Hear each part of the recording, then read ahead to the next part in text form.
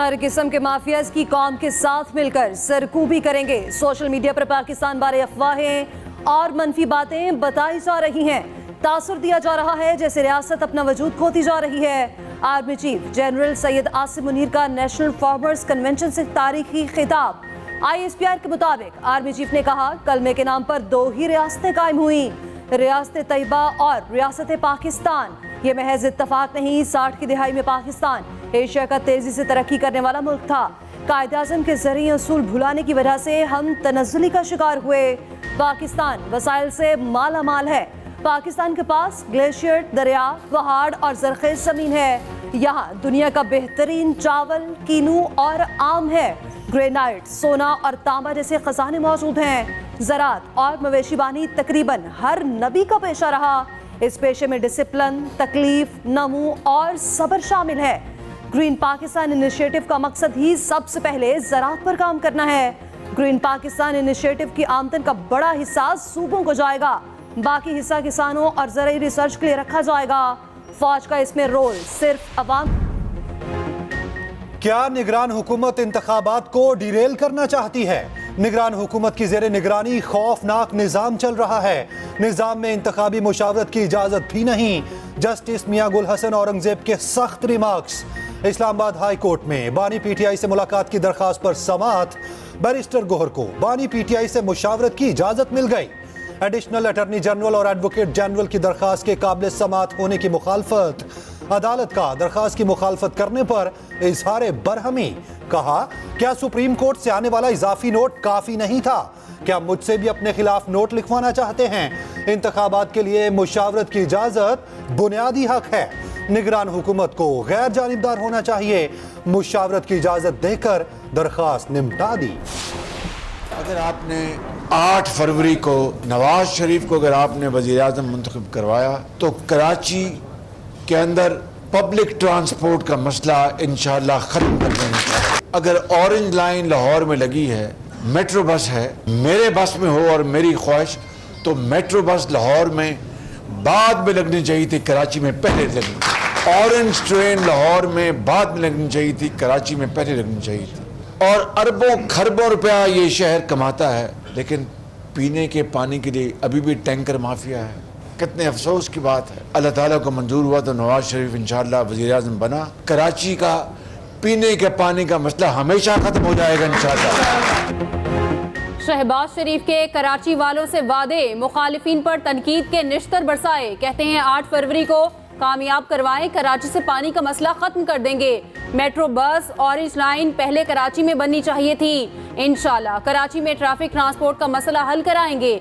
NA 242 के कारकुनान से खिताब में कहा, 2018 में बदतरीन धांधली के जरिए डब्बे बदले गए, मोहरें लगाई, RTS बिठाया गया, जाली तरीके से चंद हजार वोटों के जरिए मुझे कराची से हरवाया गया। 16 माह बड़ी मेहनत की मगर महंगाई कम ना कर सके। खालिद मकबूल सिद्दीकी से मुलाकात के बाद मीडिया से गुफ्तगू। बोले, साजिशी अनासर की साजिशें आज भी अरूज पर हैं। कुछ कुव्वतें पाकिस्तान को सियासी और मौशी इंतशार में मुब्तला देखना चाहती हैं। लाडला वो होता है जो अदालती हुक्म के बाद भी पेश नहीं होता। शहबाज शरीफ का कराची का तूफानी दौरा, अहम सियासी रहनुमाओं से मुलाकातें।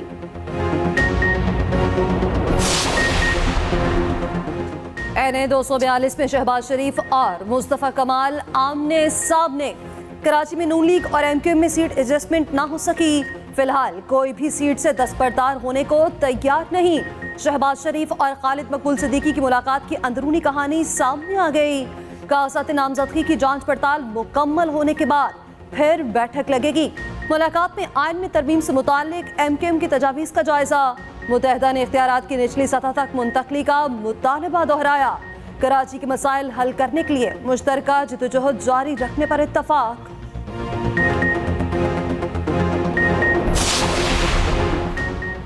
PTI को बल्ले के निशान की वापसी। इलेक्शन कमीशन का पेशावर हाईकोर्ट के फैसले के खिलाफ इंट्रा कोर्ट अपील दायर करने का हतमी फैसला। कानूनी मुशावरत मुकम्मल कर ली। जल्द पेशावर हाईकोर्ट में नज़रसानी अपील दायर की जाएगी। इंट्रा कोर्ट अपील पर रिलीफ ना मिला तो सुप्रीम कोर्ट से रुजू किया जाएगा।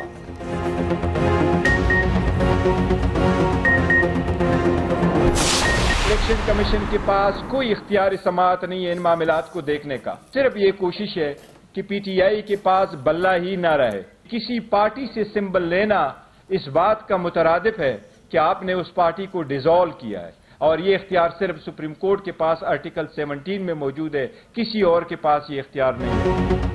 बैरिस्टर गोहर को बल्ले का निशान छिन जाने की फिक्र। कहते हैं इलेक्शन कमीशन के पास इंट्रा पार्टी इलेक्शन के फैसले का कोई इख्तियार नहीं। किसी पार्टी से उसका निशान लेने का मतलब उस पार्टी को खत्म करना है।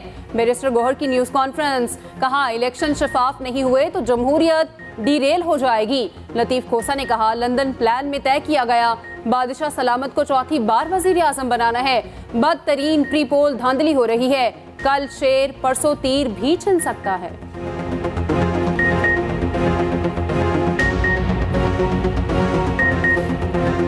कल को शेर की बारी आ सकती है, परसों तीर की बारी आ सकती है। तो ये कब तक खेल तमाशा आप करते रहेंगे? मुल्क की जमहूरियत के साथ खिलवाड़ करते रहेंगे। और अब जो कुछ हो रहा है ये जमहूरियत का जनाजा निकालने के मुतरादिफ है। खुदारा होश के नाखून लें और मुल्क को आगे चलने दें, ताकि मुल्क जो है अवाम का है। शाहीनों की किस्मत न बदली। ऑस्ट्रेलिया में मुसलसल सोलफी शिकस्त। बॉक्सिंग डे में शाहीनों को 79 रन से शिकस्त। सीरीज कैंगरूज के नाम 317 रन के ताकुब में कौमी टीम 237 रन पर ढेर। अब्दुल्ला शफीक 4, इमामुल हक 12 रन बनाकर चलते बने। कप्तान जान मसूद की जिम्मेदाराना बैटिंग, 60 रन की इनिंग्स खेली। बाबर आजम ने 41, सऊद शकील 34 रन का हिस्सा डालकर रवाना हुए। 35 रन पर रिजवान अंपायर के मुतनासिब फैसले का निशाना बने। सलमान अली आगा की निस्फ सेंचुरी, शाहीन आफरीदी, आमिर जमाल, मीर हमजा खाता ही न खुल सके। पाकिस्तान की आखिरी 5 विकेटें सिर्फ 18 रन के इजाफे पर गिरी। ऑस्ट्रेलियाई कप्तान ने 10 शिकार किए। सीरीज का तीसरा और आखिरी टेस्ट 3 जनवरी से सिडनी में खेला जाएगा। मोहम्मद रिजवान का मुतनाज़े आउट, ड्रॉप कैचेज और टेल एंडर्स की शर्मनाक परफॉर्मेंस ऑस्ट्रेलिया में शिकस्त की वजह बनी। मेलबर्न टेस्ट में रिजवान को आउट करार देने का फैसला भी पाकिस्तानी टीम के लिए तबाही लाया। रिजवान के जाते ही बाकी खिलाड़ी ऐसे गिरे जैसे खजा में सूखे पत्ते। अब्दुल्ला शफीक का 4 कैचेज छोड़ना भी पाकिस्तान की नाकामी की वजह बना। कौमी टीम के डायरेक्टर मोहम्मद हफीज टीम की कारकर्दगी से मुतमईन। मेलबर्न टेस्ट में अंपायरिंग पर सवाल उठा दिया। कहा लड़कों ने जो क्रिकेट खेली उस पर फख्र है। अंपायरिंग के फैसले हमारे खिलाफ ना जाते तो परफॉर्मेंस का मयार मजीद बेहतर होता। टीवी टेक्नोलॉजी ने ही फैसले करने हैं तो फिर उसमें मजीद बेहतरी लाना पड़ेगी।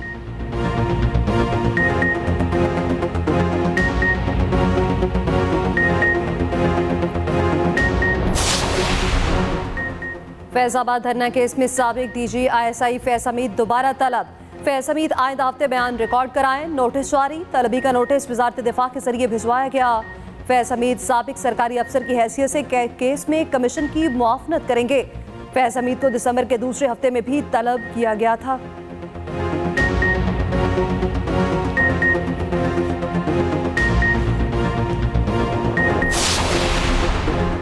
कौन किस हलके से इलेक्शन लड़ने का अहल, कौन ना अहल। कागजात नामजदगी की जांच पड़ताल 5वें रोज भी जारी। 30 दिसंबर स्क्रूटनी का आखिरी दिन होगा। कल से उम्मीदवार आरोस के फैसलों के खिलाफ अपीलें दायर कर सकेंगे। NA 242 से शहबाज शरीफ के कागजात नामजदगी पर फैसला महफूज। NA 127 लाहौर के लिए बिलावल भुट्टो को क्लियरेंस मिलेगी या नहीं। कागजात नामजदगी पर एतराज़ात से मुतालिक तहरीरी जवाब जमा। NA 78 गुजरांवाला से खुरम दस्तगीर के कागजात मंजूर। NA 149 से जहांगीर तरीन के कागजात पर फैसला कल सुनाया जाएगा। मखसूस नशिस्तों पर स्क्रूटनी 13 जनवरी तक होगी। नेपरा ने कराची वालों पर बिजली गिरा दी कि इलेक्ट्रिक सार्फिन के लिए बिजली ₹1.71 महंगी। नेपरा ने वफाकी हुकूमत की दरख्वास्त पर तफसीली फैसला जारी कर दिया। इजाफे का इत्तलाक 1 जनवरी से होगा।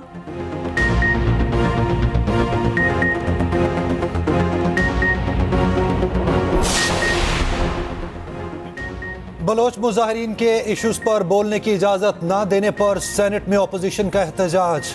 ऐवान में धरना दे दिया। कोरम की निशानदही पर इजलास मुलतवी करना पड़ा।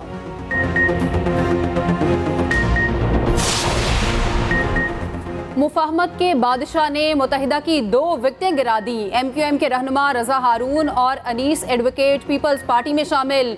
दोनों रहनुमाओं की बिलावल हाउस कराची में आसिफ अली जरदारी से मुलाकात।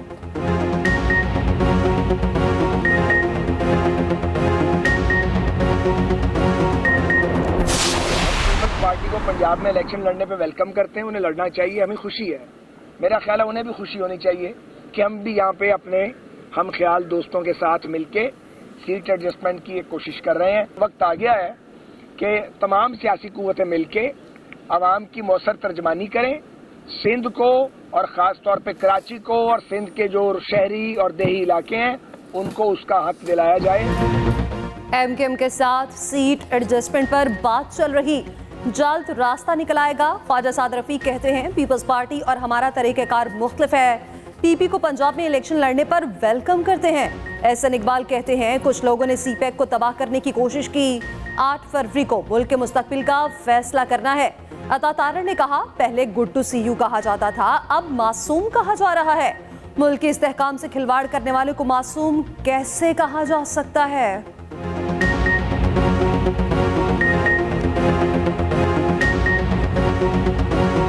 लाडलाइज्म की नई मिसालें कायम की गई हैं और एक मुजरिम को और एक ऐसे शख्स को जिस पे बेशुमार केसेस हैं उसको out of the way relief देने की जो कोशिशें की जा रही हैं इंतहाई अफसोसनाक हैं। पहले गुड टू सी यू कहा जाता था और अब मासूम कहा जा रहा है। मैं समझता हूं कि ये पाकिस्तान के आइन और कानून की धज्जियां उड़ाई जा रही हैं। तहरीक इंसाफ के पंजाब में कबल अज वक्त धांधली के इल्जामात, उम्मीदवारों की पकड़ धकड़, कागजात में रुकावटें, जमहूरियत का कत्ल करार। शाह महमूद कुरैशी के साथ बदसलूकी और तशद्दुद की मजम्मत, फौरी रिहाई और तशद्दुद के जिम्मेदारों के खिलाफ सख्त कार्रवाई का मुतालबा। उधर बाबर अवान का नवाज शरीफ को जलसा करने का चैलेंज, कहा नवाज शरीफ को उम्मीद पाकिस्तान कहा गया, बाहर निकलें जरा जलसा तो करें, कोई चोर दरवाजे से दोबारा नहीं आ सकता, कौम फैसला कर चुकी।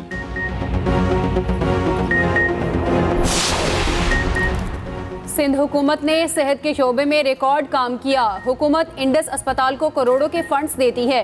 शर्जील मेमन कहते हैं इत्तेहाद के जरिए सूबे और आवाम की बेहतरी के लिए काम करेंगे।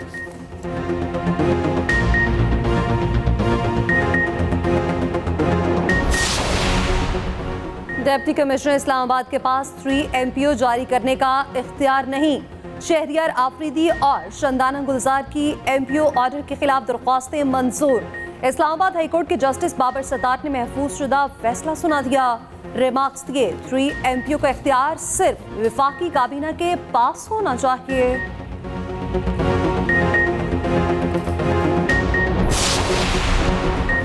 कोयटा में साबिक डिप्टी स्पीकर कौमी असेंबली कासिम सूरी के घर पर पुलिस का छापा। कासिम सूरी घर पर मौजूद नहीं थे। कोयटा की अदालत ने कासिम सूरी के नाकाबिले जमानत वारंट जारी किए।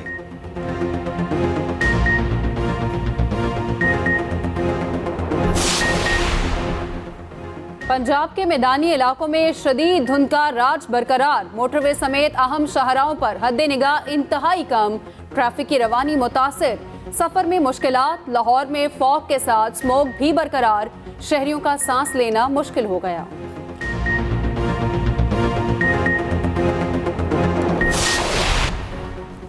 स्टॉक एक्सचेंज में तेजी का रुझान। 100 इंडेक्स में 398 पॉइंट्स का इजाफा। इंडेक्स 62,451 पॉइंट्स पर बंद। उधर अमरीकी करेंसी की कदर में मामूली इजाफा। इंटरबैंक में डॉलर 7 पैसे महंगा, 281 रुपये 86 पैसे पर बंद।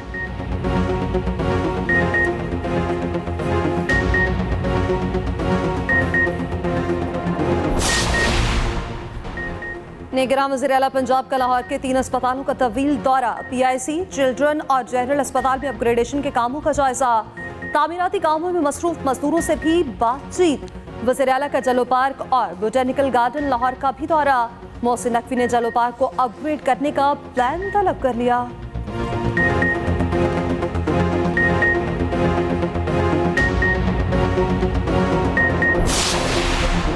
निगरान वज़ीर आला सिंध से निगरान वफाकी वज़ीर तिजारत गौहर एजाज की मुलाकात में chief secretary, secretary commerce, secretary board of investment शरीक हुए।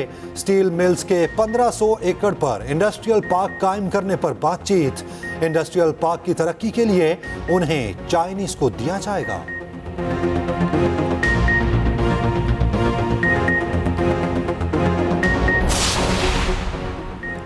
हमने पाकिस्तान के लिए सब कुछ किया, लेकिन जो कायदे आज़म चाहते थे वो नहीं किया। निगरान वज़ीर इत्तलात सिंध अहमद शाह का सेमिनार से खिताब। कहा, हम कायद का नाम लेकर तकरीरें बहुत करते हैं, उनके फरमुदात पर अमल नहीं करते।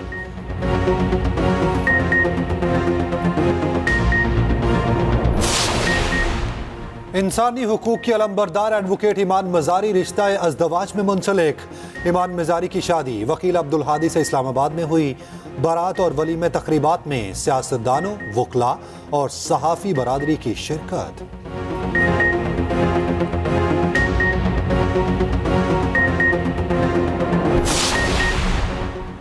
फ्रांस की 70 साला खातून दुनिया की अमीर तरीन खातून बन गई। फ्रैंकोइस बिटनकोर्ट के असासों की मालियत $100 अरब हो गई। कॉस्मेटिक्स कंपनी की मालिक फ्रैंकोइस दुनिया की अमीर तरीन शख्सियात में 12वां नंबर।